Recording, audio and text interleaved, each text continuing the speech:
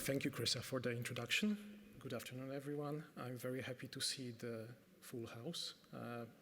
It's amount of people that I would expect rather in 2019 than in 2022.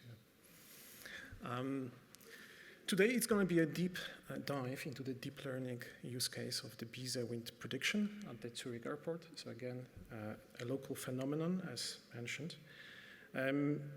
Before I'm going to go to this, I just wanted to tell you that we'll try to go first for the aims that we set up. I'll tell you a little bit about the Bise, what it is really, our approach, the results, and the possible next steps. First of all, we set up some goals because again, this is a POC project, this is proof of concept, but it is a part of much larger initiative about improvement of the operations.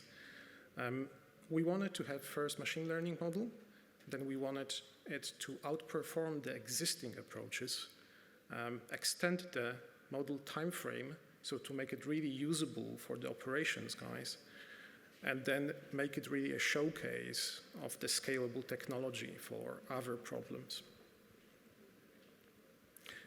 What is Bise? If you are living in Switzerland, most likely you do know what is Bise. It's a wind from the northeast, and it goes to the west. It starts more or less at the Lake of Constance, as you can see here on the right side of the screen. It goes through the Swiss plateau, accelerates because of being squeezed in between the Jura Mountains and the Prealps, and it is being observed in Geneva as a relatively strong wind. Now, why are we talking here about this local phenomenon? Well, this is actually one of the top reasons for the delays on the Zurich airport. And this is actually a combination of the runway geometry. We've got 3 runways here. Concept of those runways, so how do you utilize them, and the surrounding airspace. So in this very particular case, when you've got the northeastern wind, we are using this runway 10. So this is the shortest one that you can see. And at the same time, you cannot land and take off your aircrafts. So this means that you are really losing about 30% or more of your slots. This means that you have a massive delays whenever this comes. Now, what are the current existing approaches for doing the weather forecasting? You've got the numerical weather forecasting, and this is a type of the simulations. Here you've got a global optimization, so you try to average out basically your errors through the whole network of observable stations. You run it only every couple of hours. The most precise models from the Meteoswiss, for example, they are being run only every 2 or 4 hours. Then you've got a time to compute. So at the moment when you arrive at your results, you are actually a couple hours away from the reality. And actually with the phenomena like the Bise wind, it is quite often like this that you get this in the weather forecast, but then it is not coming. Or sometimes you don't get it in the weather forecast, and it is coming. So on the side of the operators that try to adjust operations according to the weather conditions, it can be a little bit frustrating. The approach that we have proposed here, this is using machine learning time series prediction. And here, instead of looking at the global optimization, you are looking at the very local one. You only want to predict for the Zurich airport your wind. That's everything that you need here. Once you train the model, and here it might take a lot of time, computing power to train the model, but once you have it, the prediction itself is semi-instant. So again, we've got this data that is being updated every 10 minutes from the massive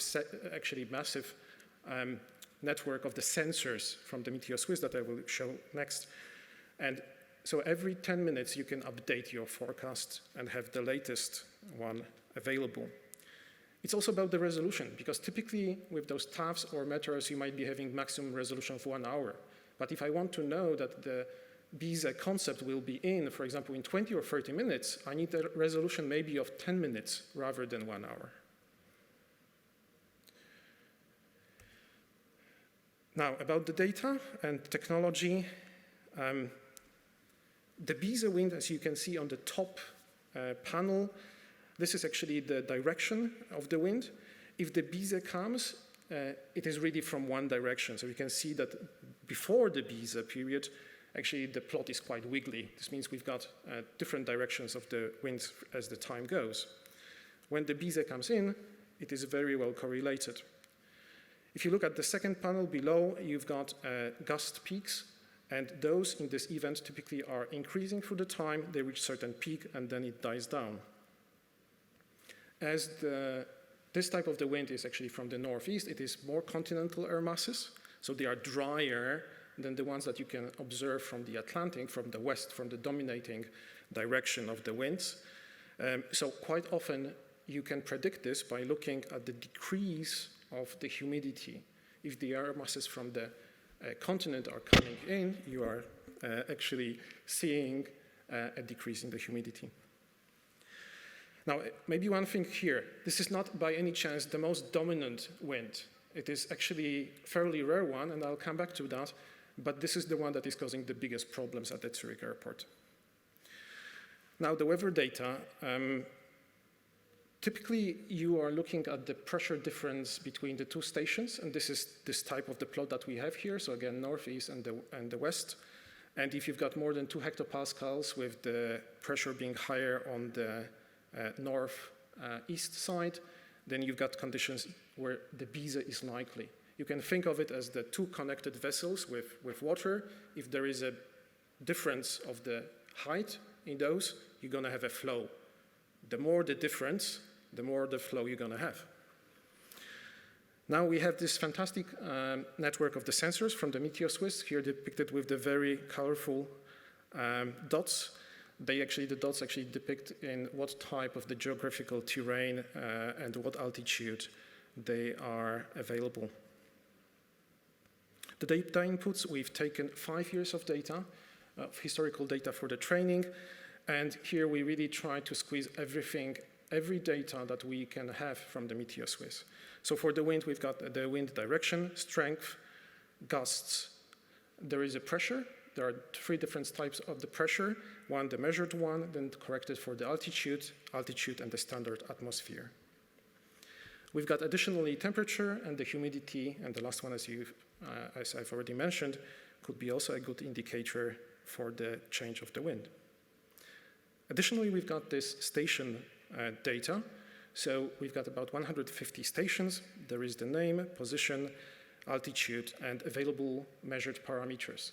And here it starts being slightly messy because actually not all the data is available for all the stations. So sometimes you have to input them, and sometimes you will not get the data from some stations because for the moment they are not recording, or maybe there is certain outage.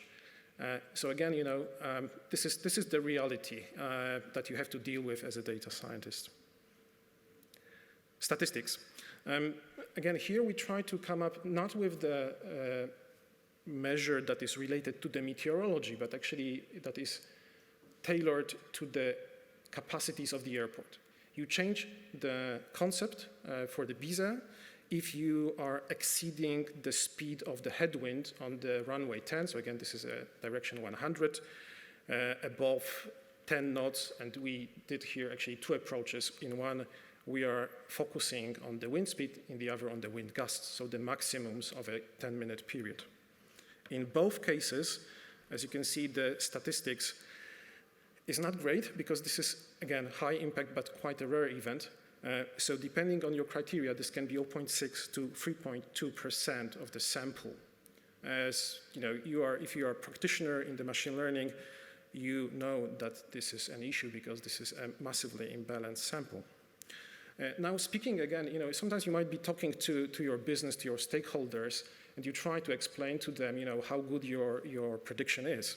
So here, if you think of it, 3.2%, if you are shooting randomly with the uneven coin to your data, it's 3% times 3%, so only 1 in 1,000 points is correct if you would be just shooting randomly and trying to predict your Bise, right? So even if you have a model that gives you a 50% probability, it is actually like 500 times better than your uneven random shoot. So what can we really predict? Well, first of all, we can predict the next time steps. For example, here, these were some early experiments with the Propulsion Data Academy, where we did train different models, and that was, I believe, for plus 20 minutes time step. The first bar that you can see on the left, this is only based on this east-west pressure. So again, meteorologists are right, this is something that is predictive. If you take the pressure differences between the sets of different stations, you are improving your model. If you do this plus, you do some feature engineering. For example, you look not only at those values, but you will create, for example, the first derivative, so the speed, basically, of this change. Plus, you engineer some features that will tell you whether there is some stability in the measurement or not. You are further improving that. The big difference in the performance is seen when you are taking the actual weather measurements from the Cloten station, and again, doing some feature engineering improves your output. Another possibility to do is to try to do a classification. So you would try to figure out what would be the event duration. Here we did some analytical approach as well, even before training those models, just to see what is sort of possible. And it was clear from the stacking analysis of the different duration of the events that with the longer events, there is a higher pressure difference. So again, when you think of those two connected vessels, it's not only the flow speed, but also the duration that takes longer. And here, clearly, you were able to predict the mid and the longer periods with the first one, so 60 to 200 minutes, the shortest ones, there is a bit of a confusion because those are typically weaker events and you are quite often on the border of Bise, no Bise. That's why the performance is worse. Now, in this phase of the POC, we actually focused on two types of predictions, looking at the 2-hour window and then trying to see if we could extend this to 6 hours. And here, actually, we used the newest technology that is not yet available publicly, but we worked with Google machine learning engineer, and this is called Vertex AI time series. It will be available in Europe probably by the end of the Q2. So again, here it's about creating a deep neural network and trying to sort of maximize your output to bring the best model in the relatively short amount of time. And relatively short amount of time, maybe we are talking about half a day of a training on the GCP with a relatively modest budget. Now, here are the results. First two bars that you can see here are actually some heuristics. Based on the analysis of the data we created, we figured out actually that there is a very strong autocorrelation in the data. Plus, if you add on top of that certain filtering, you get actually a predictor that is going to be very good for a short amount of time. So this is this blue line. The red one is one of our models. Here we called it experiment 33. And you can see here that the more you go in time, and here we are looking at from 10 to 120 minutes, the difference gets bigger. That's what this sort of arrow is depicting. So even that in some cases, your heuristics, your naive models that are based on the human intelligence, they can beat even machine learning. In the long run, actually, with this type of the model, you can clearly see benefit the longer the time scale. Now, if we look at the 6 hours, actually there are some interesting trends. So you could have seen that the precision was dropping down in the first 2 hours, but if we go between the 2 and about 3.5, there is a good stabilization of those results. So they still show a strong performance. And this is also, we believe, due to the fact, as you could have seen, the Bise gets stronger through the time, right? So it is easier after some time actually to detect it than at the very beginning. So this could be also the effect that you see here. So again, it makes it possible to really predict this type of the Bise wind even up to 6 hours, and make it really a competitive forecast. Just to show you a little bit what is really under the hood. Under the hood, in this particular approach, we predict the speed of the wind along this runway 10. And here you can see different percentiles actually of the output of the model. The blue line, that is the most wiggly here, it's the actual weather. All the other parallel lines are the output of the same model, but just the different percentiles. And they do show quite a bit of spread in the predicted values of the wind. But you can see that in 90% of the cases, the wind direction is correct. So we have the problem rather of the threshold with accuracy rather than with the predicting of the direction of the wind. And again, here you can see that even though here you are looking 2 hours in advance, you can see that the model is able to predict certain trends. So you can see that pretty much majority of the lines are dropping down at the beginning, and also this is so in reality, and then there is a little bit of a peak, which also goes down then, and again, this going down, it is pretty well predicted by the model. Now, so we felt here that pretty much the success criteria were fulfilled, and more than that, we tested here this new Vertex AI technology in comparison to our previous efforts. For the next steps, we would like to go with going from the proof of concept to the minimum viable product. There could be a possible implementation as a dashboard for our operators. If this goes into really acceptance, we could further automate this and figure out really what are the capacities, how they are affected. And what is really important for us also in the scope of this larger project is that we've got a very likely scalable approach to other time series problems. That's all. Thank you very much for your attention and presence.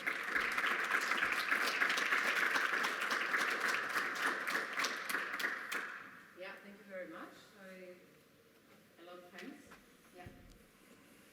Start here.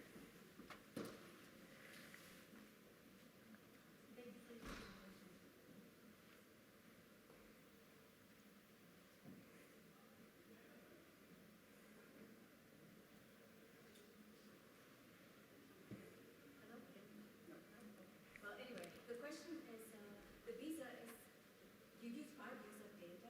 First, thank you for your presentation. You used 5 years of data. Wasn't it possible to use more since I assume that the Bise is not something new, that it's been around a long time, and that with the weather you can use like many years of data, or not? Can you please repeat it?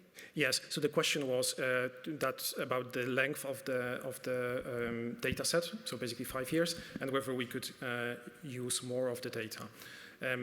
I would say probably yes. The question is also that those stations and the machinery on it is also changing. So this is something that you would need to take into account. I can tell you, maybe I shouldn't tell this, but again, getting the data sometimes is more challenging than executing the project. And you know this reality as well. Yeah, thank you, Pawel, for that. Question, I'm just curious, how exactly does the airport react when they know whether 2 hours or 6 hours beforehand that this Bise is coming? So there are a number of measures, but again, here the savings are also coming into, for example, decreasing the fuel burn. So if you know that your capacity has decreased at the Zurich airport, you might do preventive measures. You might delay your aircrafts at the outbound stations so that they come with the intensity that is possible to land them, so that they just don't fly in the air, right? So actually you don't increase the delay that is still existing, but at least you run your operations more efficiently.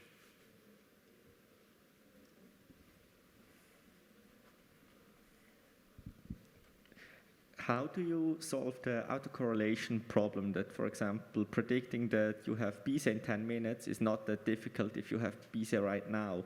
So this issue? How did you solve it or handle it? So, here you could clearly see on this first plot that I showed that there comes a difference, that the, again, the time series model is learning beyond just these heuristics, beyond the, self-correlation of the problem. So we are sure here actually that there is a gain in that. But again, this is again maybe coming to what we should be using, a general question.